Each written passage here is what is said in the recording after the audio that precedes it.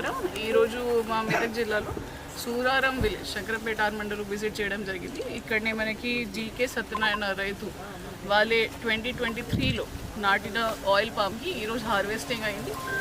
మా జిల్లాలో ఇది ఫస్ట్ హార్వెస్ట్ అయిన ఆయిల్ పామ్ తోట కాబట్టి ఇక్కడ విజిట్ చేయడం జరిగింది. రైతులతో కూడా మాట్లాడడం జరిగింది. వాళ్ళు కూడా దీని గురించి చెప్పారు. ఇంతకుముందు కూడా దీంతో పాటు ఇంటర్ క్రాపింగ్లో కూరగాయలు కానీ వేరే వేరే పంట కూడా చేశారు. సో దీనిలో వచ్చిన ఇప్పటి లాభం గురించి వీళ్ళకి కూడా చెప్పడం జరిగింది. వీళ్ళతో పాటు మిగతా రైతులు కూడా చెప్పడం జరిగింది.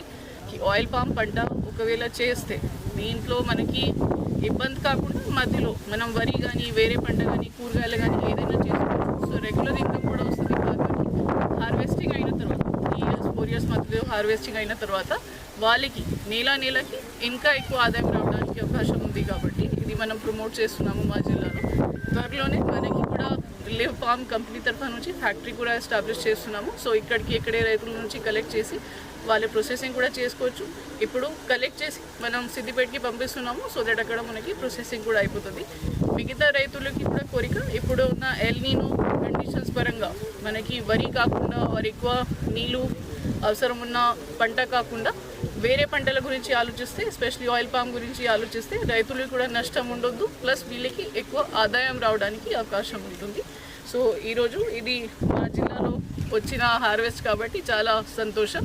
అండ్ రైతులకు కూడా అభినందన తెలియజేస్తున్నాం. వాళ్ళే అప్పుడే ఈ డిసిజన్ తీసుకొని ముందుకే వచ్చారు. అప్పుడే ఇది ఫస్ట్ తోట కాబట్టి చాలా ధైర్యంగా కావాలి ఇది చేయడానికి. ఏం తెలియకుండా ఎలా అవుతుంది, ఏం జరుగుతుంది, బట్ అప్పుడే వీళ్ళే ముగ్గురు డిసైడ్ చేసి లేదు మనం చేస్తాం కానీ ముందుకే వచ్చారు. సో ఈరోజు వాళ్ళకి ఇది బెనిఫిట్ అని ఫలితం కూడా కనిపిస్తుంది.